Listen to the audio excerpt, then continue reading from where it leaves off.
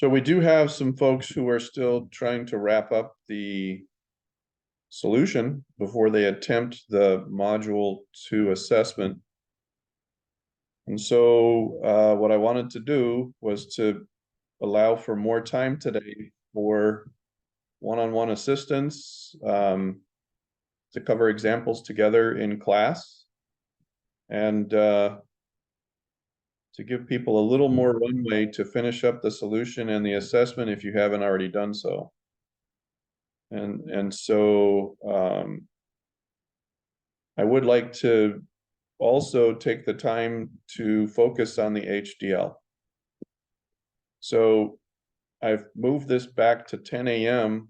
Wednesday, the 4th, and that's for the solution and the assessment both. You do have the ability to send me an email and say, oh, after we went over some more today in class, yeah, I'd like to fine tune some things or revise some of my submission for the solution, or yeah, I was rushed on that assessment before I understood how this part of the HDL works, and I'd really like it if you could just delete my first attempt, and I can do that. After this class, all you have to do is send an email, okay? So this is one of those cases where the training wheels are good to have on, but folks are starting to get ambitious and they like to submit things. In our class on Friday, we took things from the state of a custom drawing to the truth table and Boolean function to the canonical statements, and then created the logic, right? And what we want to do now is show you what happens when you bring this home the rest of the way. So can everyone see this screen here? I can see it. A notepad? It's yeah, it's Notepad. Okay, yeah, we can see it. All right, I can see it. And maybe what I should do is copy it into Word, just for the sake of making it bigger. All right. Let's do.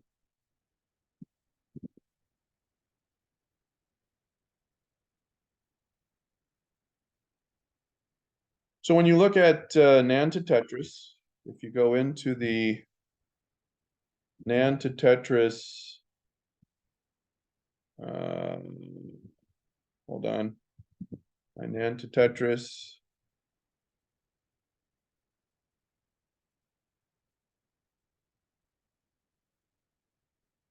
Where did my NAND to Tetris go? Is it in here?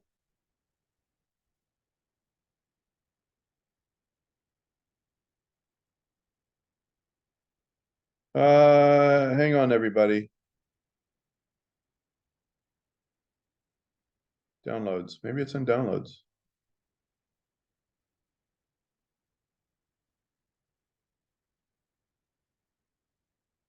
Well, nuts. I know I have NAND to Tetris on the system.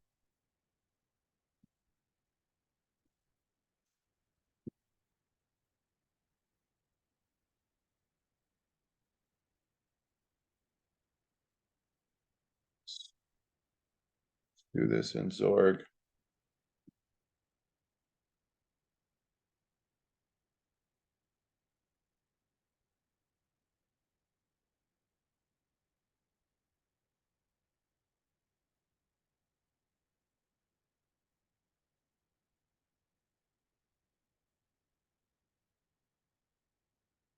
All right.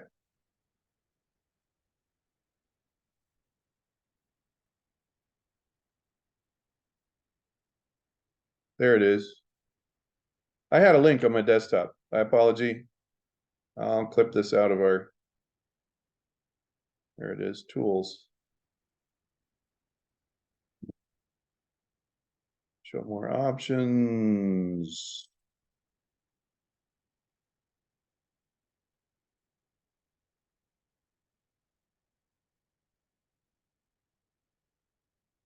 Pin to quick access. Pin to start. I want to send a shortcut to the desktop. There it is. Send to desktop.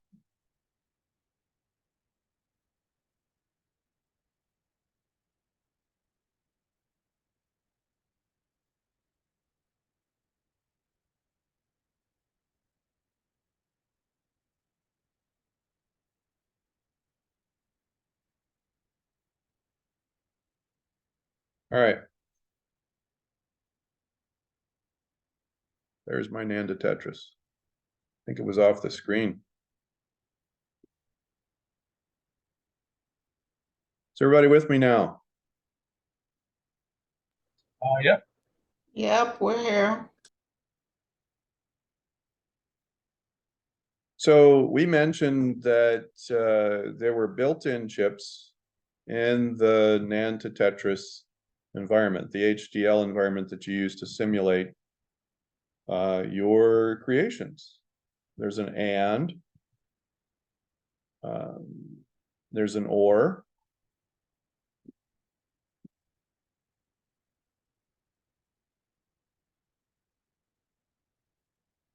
there's a NOT, okay? But you won't find a NAND unless it's built or it's a NOR. One of those was missing in the previous version, so it didn't have a NOR. And so we built one in class, live. And it's a great example of what you do when you're building a combo logic gate, a compound logic gate with two logic gates. And basically, you can use the and, or, and not to build everything. Because this was a custom built NOR, we decided for the purposes of instruction in class to call it a not or. But there's something that I want to call out specifically for this this compound logic gate. And give me one more second here.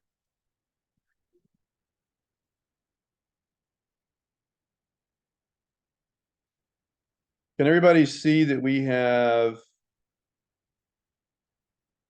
the name of the HDL is not or HDL?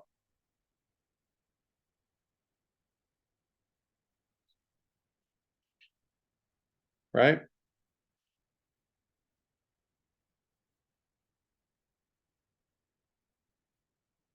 Can someone unmute your mic? Yeah. Okay. Does everyone see? All right, so the name of the HDL file itself with the HDL statements is called not or, and it's in title case or camel case, so the N and the O are capitalized. And then in the comments in the header, it's also showing not or. Okay. And then here's the logic for it, right? So it says out equals 1, out equals 1. When A is equivalent to 0 and B is equivalent to 0, else out equals 0, right? So that's the logic statement. But in the chips segment of the HDL, the term not or appears again, right? And when you look at the parts section of the HDL, the built-in or is used. So that's what this does in our HDL. When we list the or here, we're actually calling out this HDL that's built in and provided by the author. Does everyone understand what I'm saying there? Yeah. Makes sense. Okay. Very good.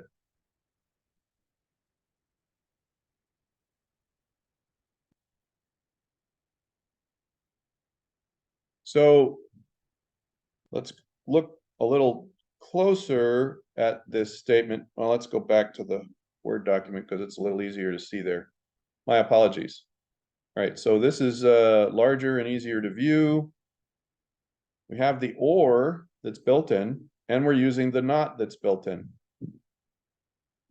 And if you follow here, the inputs are A and B, and the output is called out.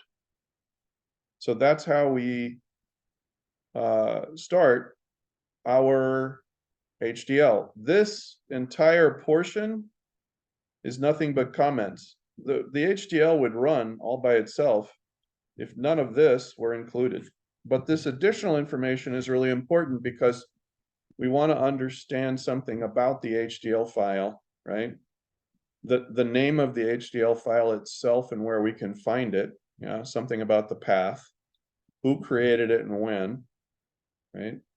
And maybe some comments about its purpose, right? We also want to include the logic that we have derived from the canonical statements.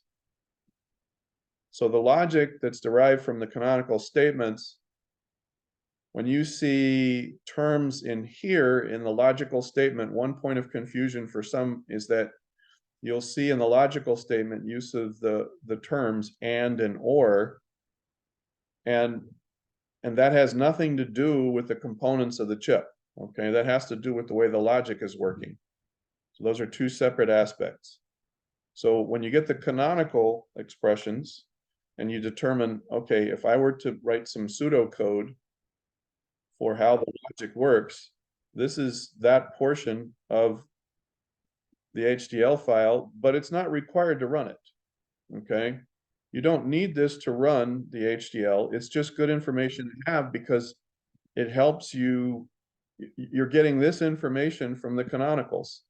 And when you see this logic and you run the chip, you can check against this to see if it's functioning properly. So what are we saying? After we load this HDL, if the input is for A is 0 and the input for B is 0, and I run this chip, I should get a 1 for an output. Every other combination should be a 0. So that's what I'm referencing against the truth table and all the rest. Okay.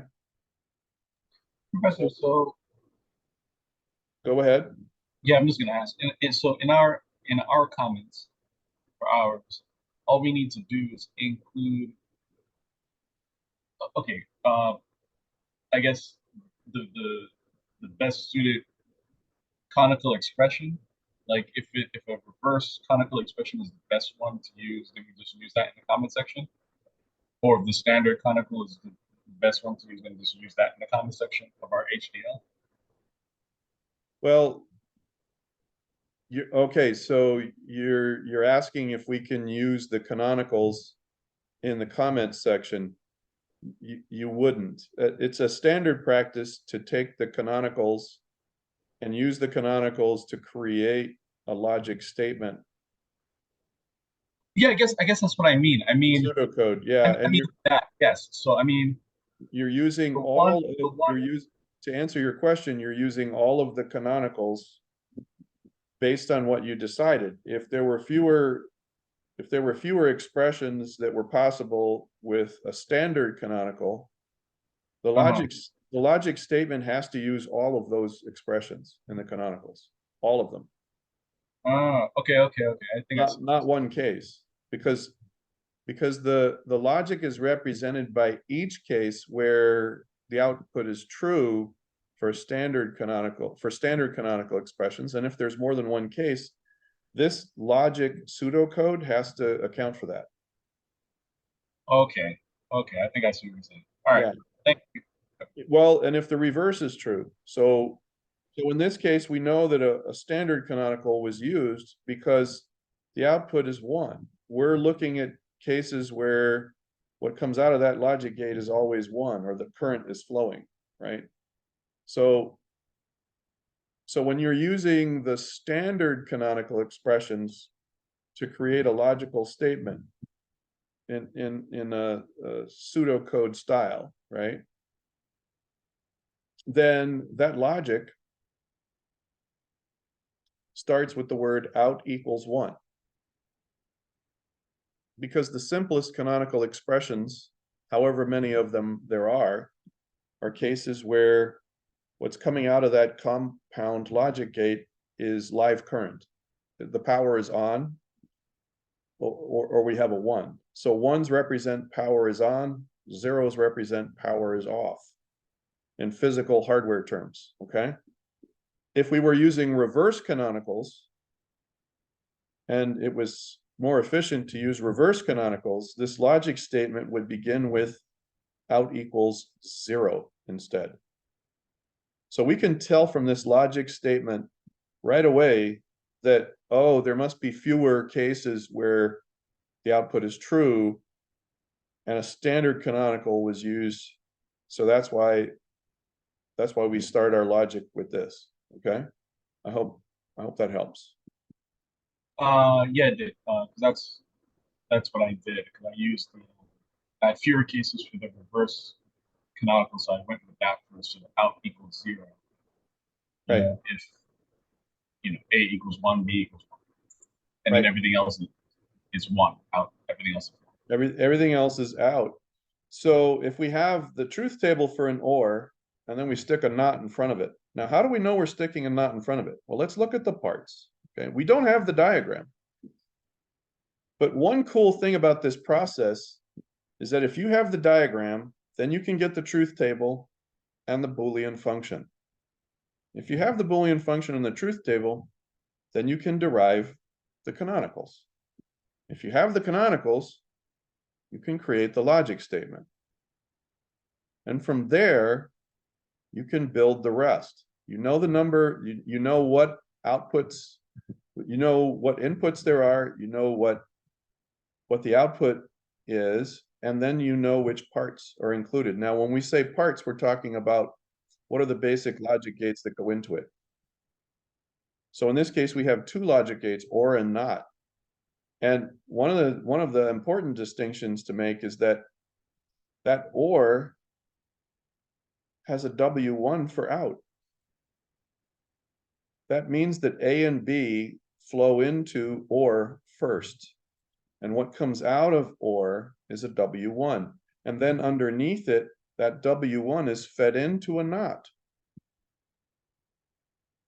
And then out of the not comes the final result. Out equals out. So whenever you see that the first logic gates produce a result that's W1, and then you can follow underneath, there's kind of a sequence to it, right? You have the first inputs, and then you have intermediate results, and then those intermediate results are fed in to the logic gates that follow, and then eventually you have an out. And this is the simplest example, right? So if we take the truth table of an out, if we look at the truth table, a truth table for an or is 1 all the time, except when things are 0 and 0, when all the inputs are 0. So that's what an or does. A not flips it, especially if the not is sitting in front of the or. Does everybody understand what I'm talking about? Yes. Yes. So I have the basic or diagram, and then what's coming out of that or in front of it is W1, and then that goes right into a not. And that is the classic implementation of what we call a NOR. Okay, ordinarily that's called a NOR. And again, we built that step by step out of a not and an or on purpose, because in earlier versions of NAND to Tetris, it didn't include the NAND, or it didn't include the NOR, and you kind of had to build your own, which was actually a good practice, right? So what we'd like to do now is to ask if anyone would be interested in sharing their diagram and then their truth table, and then the expressions. Or we could pick up from the volunteer on Friday, right? And then build our HDL with the volunteer on Friday. Is our volunteer present today in class?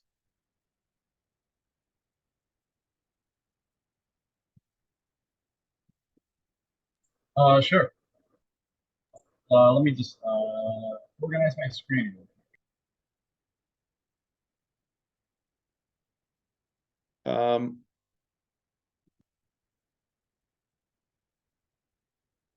So if one of our volunteers from Friday can share their screen again, we'll help you build the HDL. And I think what I'm gonna do is send everyone should have a copy of this. I think that's included with materials for the solution. Does anyone need this example to work from?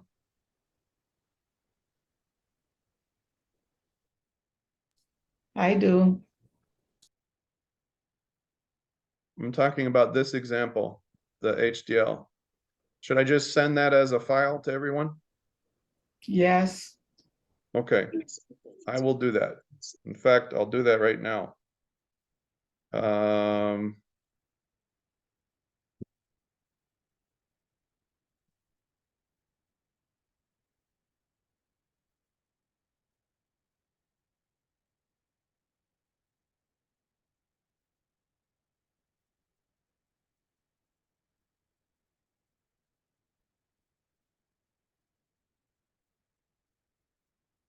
I'll call it or not.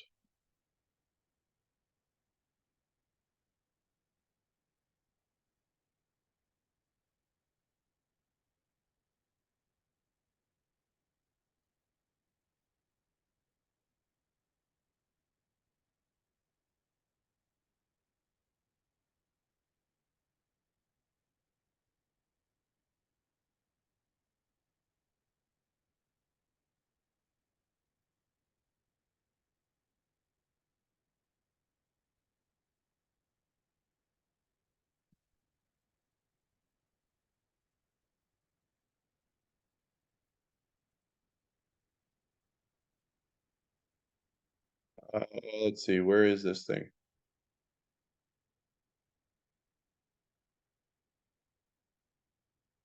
All right, it's in there.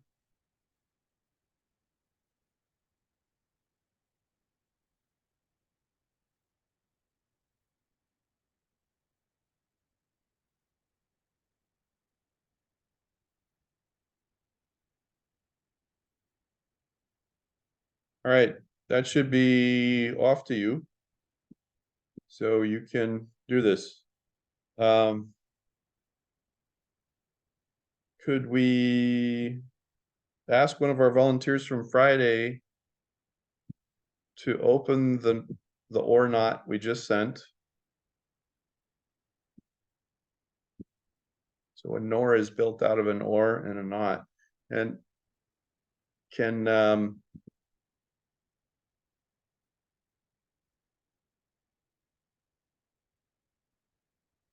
I just did something with that file that's gonna throw you a curve to make sure you understand part of the preps for going into HDL, and I'm pretty sure it's gonna bubble up to the surface in a minute. Could one of our volunteers from Friday share their screen so we can help you take it across the finish line with the HDL? And then the rest of the time, we're just gonna, for those of you that can, we'll assist with each of your solutions. And we can do it together, or we can do it one-on-one on the side. And I'm gonna stay on the screen after the class ends, from now until like 12 noon. So if you have the latitude to stay in place, you can. You can send me an email and say that you're free at a certain time. So between now and Wednesday morning, everybody will get the help you need to finish this, okay?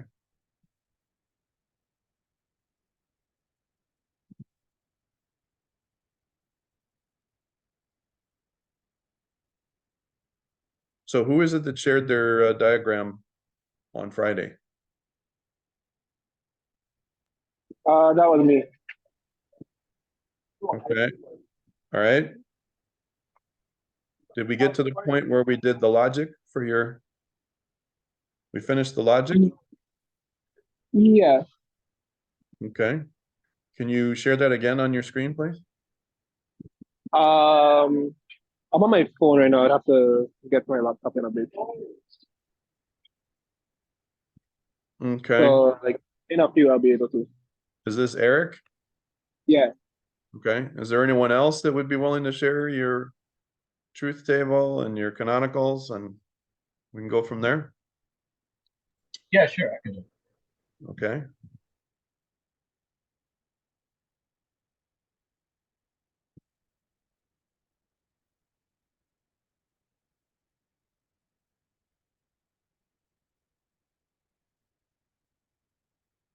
Sorry, I didn't have my mic on. So I opened up the file that you sent to us just now, the not. Yes. And this is the one that I built over the weekend. I made some edits to it just now, following kind of what you did here. So Uh-huh. the file name, and I put, well, I just changed it up because I already had this there, but I just changed it so it could kind of look like similar to yours. And I have my comments for what should typically happen if A equals 1 and B equals 1 should out 0, and everything else should be equal to 1. Have the part section filled out, which is pretty straightforward, it's very similar to the not or in that respect, at least. Yes. So when we look at your HDL, we see the name of the HDL file is not and, with a capital N and a capital A. We also see in the header that you reference the path for not and. Yeah. And then we see the chip name is not and. The inputs are A and B, and the out is out in the first part of the chip segment. And then for parts, you have an and, you have A equals A. Now remember that in programming, and this is one thing we go over quite a bit in CSC 239 and in other introduction to programming courses that I teach. You see A equals A and B equals B. It's the right A for A equals A that's fed into the A of the and. And that I know it's kind of hard to zoom in on Notepad, but can everybody focus on his HDL where it says parts and? Yeah. So if you could double click on the segment that says A equals A. Okay. It's the A on the right. That's the outermost. When you look at the input view, the compound logic gate, it's the outer A that's fed into the inner A of the and. So what I'm saying is, and there were some other examples that we shared in the resources and references. What you're seeing on Milrain's view is the implementation diagram, the implementation view of his logic gate. That's the inside of it. But there would be a larger image of a NAND that would be superimposed over these two parts. Okay.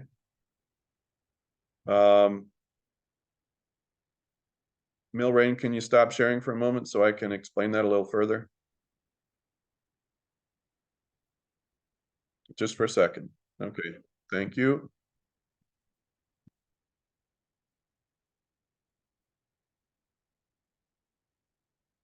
So what do I mean by that?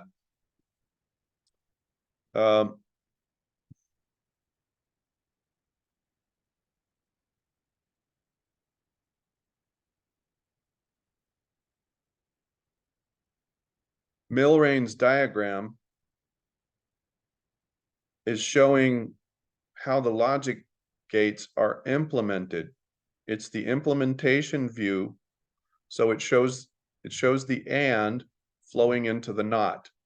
This is the example that's out of your study guide, right? So what we're saying is that if you look inside here, there's another A and B labeled.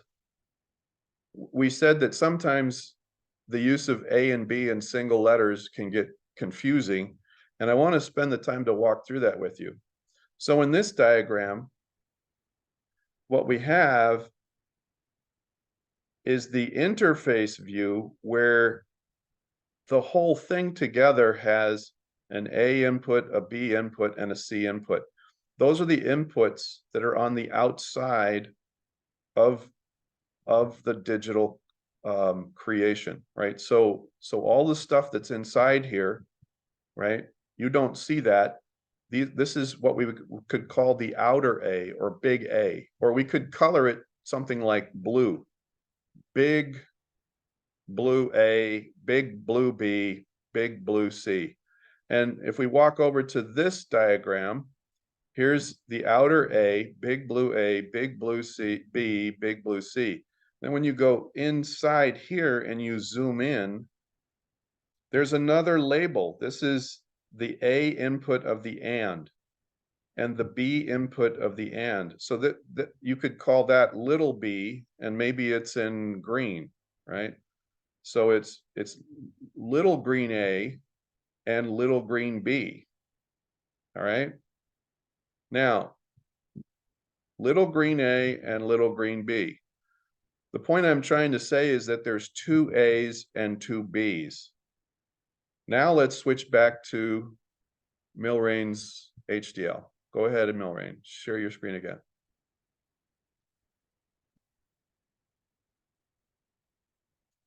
Let's highlight just the A on the right.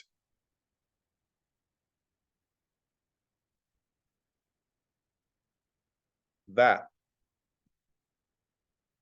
is what I just called big blue A. That's the outermost input. So in terms of wires, you have the inside wires for the parts inside the compound logic gate. But once that compound logic gate is built, there's only like 2 or 3 big wires going into the whole thing, right? So the A that you're seeing here is actually, we could call that big blue A, and then highlight the one on the left. That's what I just referred to in the other diagram as little green A. So it's the outer A that feeds into the inner A of the AND logic gate. And that's where I think the material from our textbook and the examples that are shown don't explain quite so much what's going on. Let's look at the W1 statement in that same line. Can you highlight W1? Okay. So W1,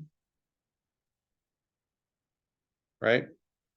W1 is receiving the output of AND. So that's why it says W1 equals out, right?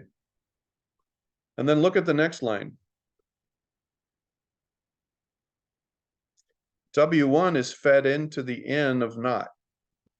So remember that in those inputs and output statements with the equal sign in between, it's the right element that's being fed into the left element, the left input. So the letter on the right is what's being fed into what's labeled on the left. I guess that's what I'm trying to explain. So this is correct.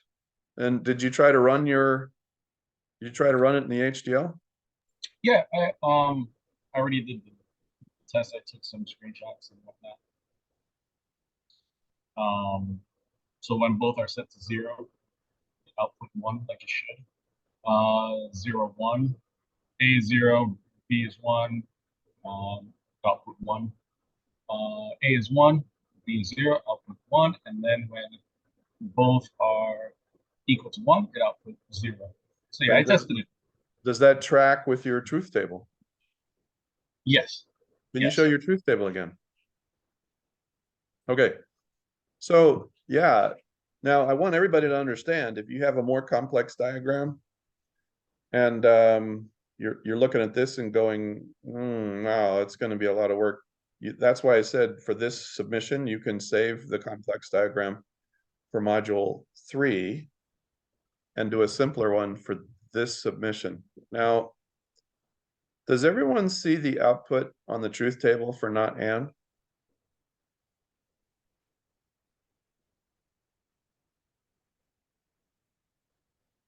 In every case, it's 1, except for the last case. Is that the same? Is that identical with the OR truth table? No, I think it's. Say again? Isn't it flipped? It is flipped. It's different. OR has 1, 1, and 1, and the last case is 0. Actually, OR is the first case is 0 because both inputs are 0, but everything else is 1. And so for the OR, it's Yeah, false. When It's false when all the inputs are false. But for a not and, it's true when all the inputs are false. So it looks, I mean, when you look at just the output column, you're like, oh, that looks like an OR because it's 3 1s and a 0, except that the 3 1s and a 0 trigger differently. And that's important to point out. A NAND is going to work, it's going to seem to work like an OR because there are 3 trues for every 1 false, just like an OR. But that's where the comparison ends. Because in order to get a false, with an OR, you have to feed nothing but false with inputs. To get false for a NAND, all of the inputs have to be true. And that's that's a really important distinction. So there are cases where you're like, okay, I want an output that says false. It's not, this condition is not true. The safety belts in the car are not all fastened, right?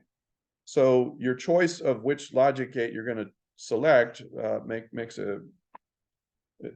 a difference. Okay. Thank you for sharing your HDL, Milrain. That's no problem. So are there any questions about what Milrain shared?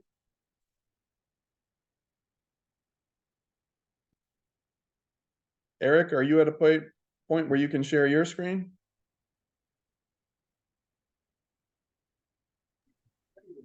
In a bit, I'll be right there.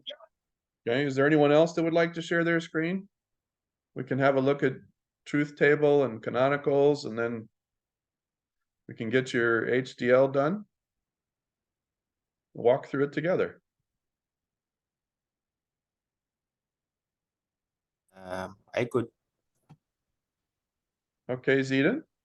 I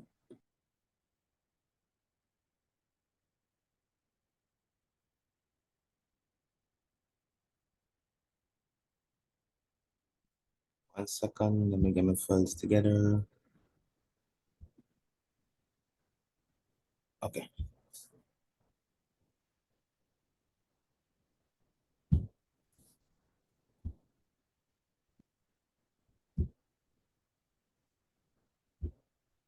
You see my screen, right? Yes, I do. Okay. Okay, so this is the diagram, Yes. the Boolean function statement. Okay, let's slow down. So you have an or with the A and B, and that's what's in the fourth column, correct? Correct, yeah. Okay, so everybody sees where he got those results, right? Because if you take the values of A and B and you or them, you get 2 1s and then all the rest are 1s, right? So that is correct, yeah. And then we take those results and AND them with C.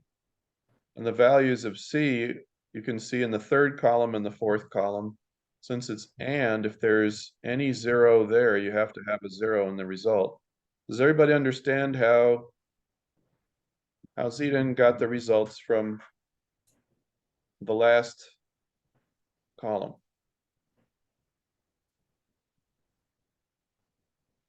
So let's take the last two examples of your column for C and the column for A or B, okay?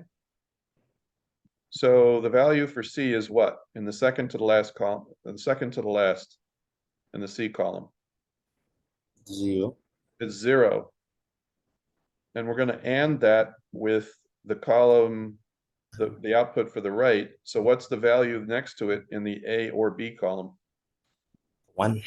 1. So if C and A or B is 1, then the output is 1. Otherwise, it's 0. So he has an output of 0. That's correct. That's absolutely correct.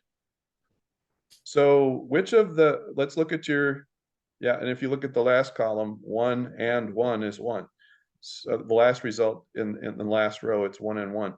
So which one is easier to do, standard canonicals or reverse canonicals? Standard. Standard is correct, yeah. So if we look at each case where the original values are, you have A tick B C, you have A B tick C, and you have ABC. That's correct. Yep, go ahead. Let's get on to the logic statement, right?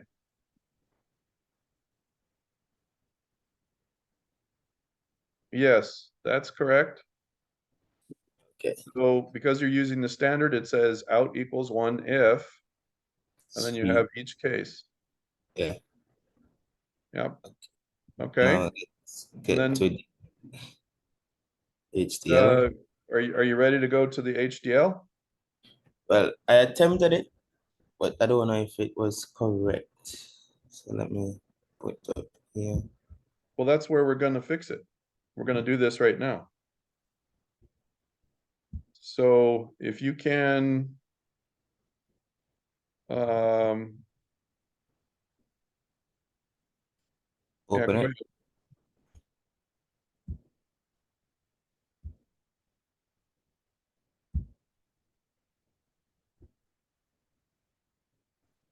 All right. So it's and or. Can I make a suggestion? Sure. The first logic gate that processes your inputs is the or, correct? Correct. We usually recommend that the first and most prominent logic gate is the first part of the name. So you could call this or and, Or and okay. because the or does the initial processing and then it's passed to the and, right? So you could call it or and. So why don't we do that? Do a save as and call it or and. Save as or and. Does everybody understand what we were just saying there? Now let's change that reference in the header, yeah, or and. Now let's change the reference in the chip section. Yeah, right there too, yeah. Or and then in the chip section, or and. Or, Yeah, it's, oh, it is already or and. yeah. Okay. Oh, that might be why it didn't run. Was it like that originally? Ooh, give me like or and. No, I just changed it. I just changed You it. just changed it, okay. Yeah. So A and B, so the or A is A, B is B, out is. All right, what is your output for the first?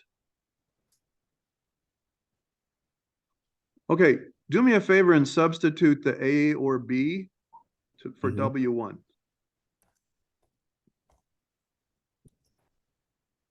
All right, and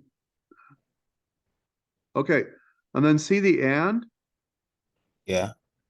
You have the equivalent operator instead of the assignment operator. So take out the double equal. And then put W1 for B.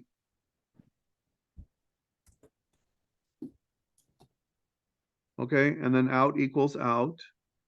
All right. Now notice in the and you have no whoa. In the I just see. and statement under parts, right? Right. See how that's indented?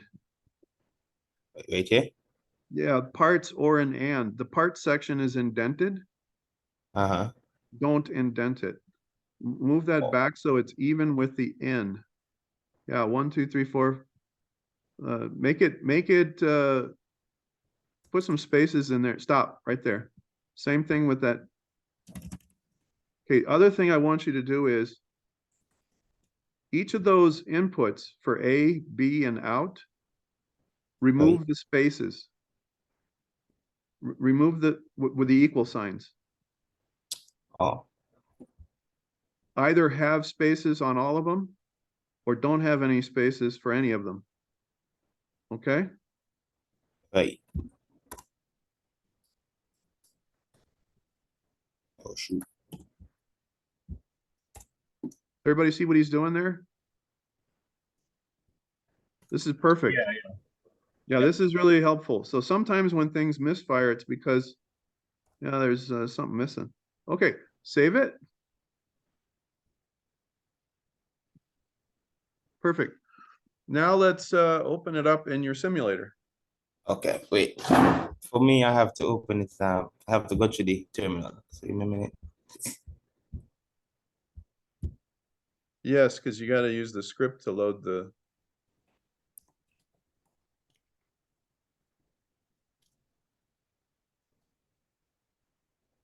It's probably NAND to Tetris, right?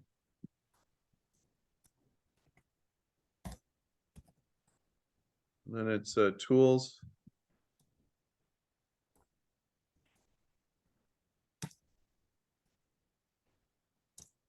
And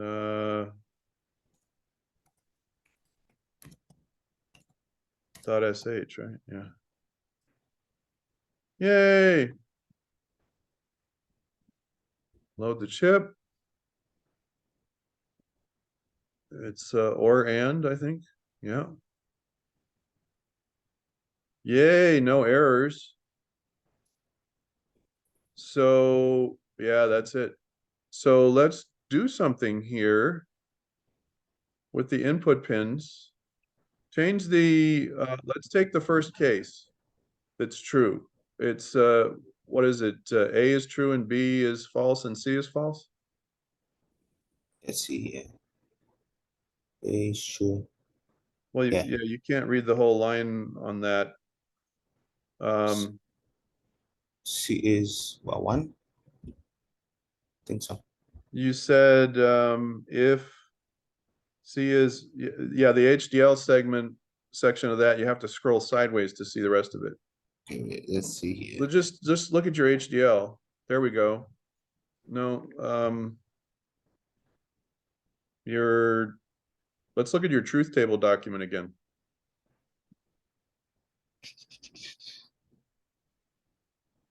Okay, and scroll up. There's the canonical. Let's look at the canonicals. That's what we're going to test for. So A is false, B and C is true. That's the first case. Yeah. Then the second case is B is false, but A and C are true. So let's double click where it says that's false, but change B and C to true. Enter. Yeah, there we go. Enter. No, you got it. All right, there we go.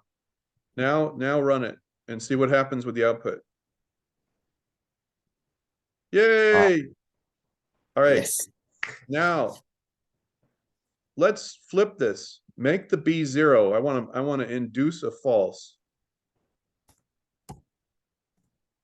Now run it. Should flip back to false.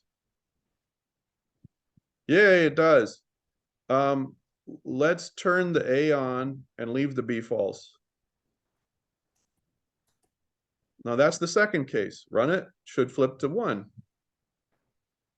It does. And then the last case is 1, 1, and 1, right? Yeah. So should be able to run it. You should be able to turn C into 0 and watch it flip back to 0 again. So that's one of the 5 cases that's reverse. Yep, it flipped. Oh, you're done. It's working. Perfect. All right. Yeah. Thanks. Nice Professor? job. Everybody see how that works? There's some work going into it, but once you get it and it's on the screen and it's functioning like it should, you just built a digital component that can control things on or off, you know, remote sensors or indicators or, you know, a whole variety of things in an industrial scenario. And to a grander scale, then we end up with the electronics like memory chips and CPUs and all that. Professor. Does anyone else care to go? Professor, can you hear me? Yes, I can hear you. Yes. I was just gonna say that you could also, when you're testing it, you could also press the calculator button. That's like a couple buttons over from the run button, and that'll Yes. also test it. Yes, that's an excellent point. That's automated testing. It runs through all of those. There's a table that you can create that will generate each of the different inputs or your truth table. And then when you hit that calculator button, it runs through those. So that's kind of an automated testing. I like going manual at first just to, you know, watch things happen step by step. Thank you for mentioning that. Anyone else care to share their screen?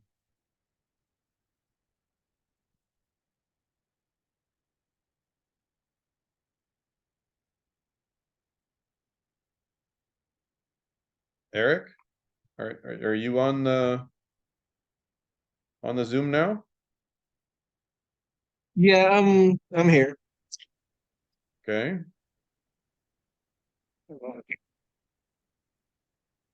So Can you open? So that's what we went through then, and you have the reverse canonicals, right? yes. Okay. So let's skip the logic statement for now. Let's go straight to the HDL. Okay. This is what I came up with for my HDL. And or V2. Okay, so you have and, right, so look at the file name, all right? Mhm. In the header, you need to change that to and or V2. There we go. Okay, and then there it has to be V2. And then there it has to be V2. All right, you have 3 inputs. And so the parts are and, not, and or. Yeah. Okay, so the and takes the C input and the H input, and the out is W1. That is correct. The not takes the O input, and the out creates W2. The or It works on my phone, this one. Mhm. Okay. the top input for or is W1, the bottom input for or is W2, and out equals out. Does this run? let's try and run it. Yeah, Save it. Real phone is dead, but as I'm putting it, it's Right. already showing the charging, logo. and then No, that's how you turn on the phone. to Yeah, your phone's. Okay.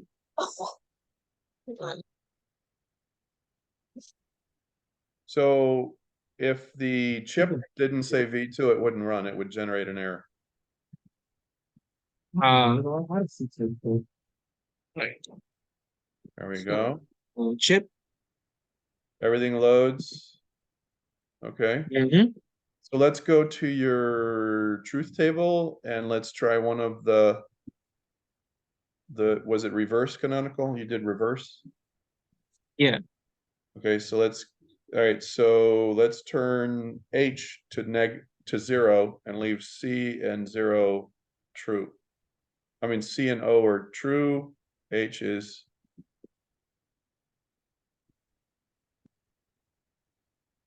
So we're gonna watch the out turn to 0. It does. It turns to 0. Yay! Okay, so let's try C0 and turn the H to 1.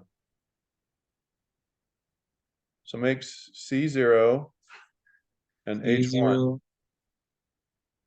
0. It's again. Run it, that's 0. Let's do 0, 0, and 1. Yeah. That's the first case. Right, run it. Well, that's in stepwise fashion. Do the double arrow to the right. Yeah. Oh, okay. Okay, that's 0. Now let's mix it up. Let's do the reverse of let's make C true. And let's leave it just like that. No, that's the third case. Change O to 0. Oh, All right, so that's a true, false, false, or a 1, 0, 0, and that should flip. That should flip to a 1. So run it. Yep, it flipped to 1.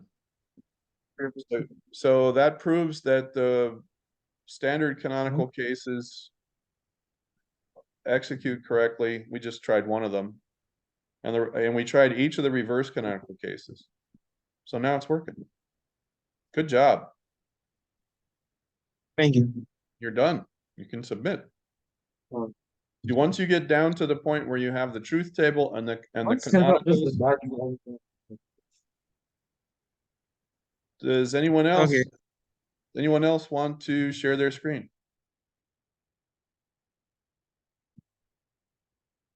All right, I'm going to stop recording and stop sharing. And if you want, we can do one-on-one after this. If you'd like to basically bail from the session and then go back in and be in the waiting room, we can do one-on-ones from this point. Does everybody understand what I mean by one-on-one?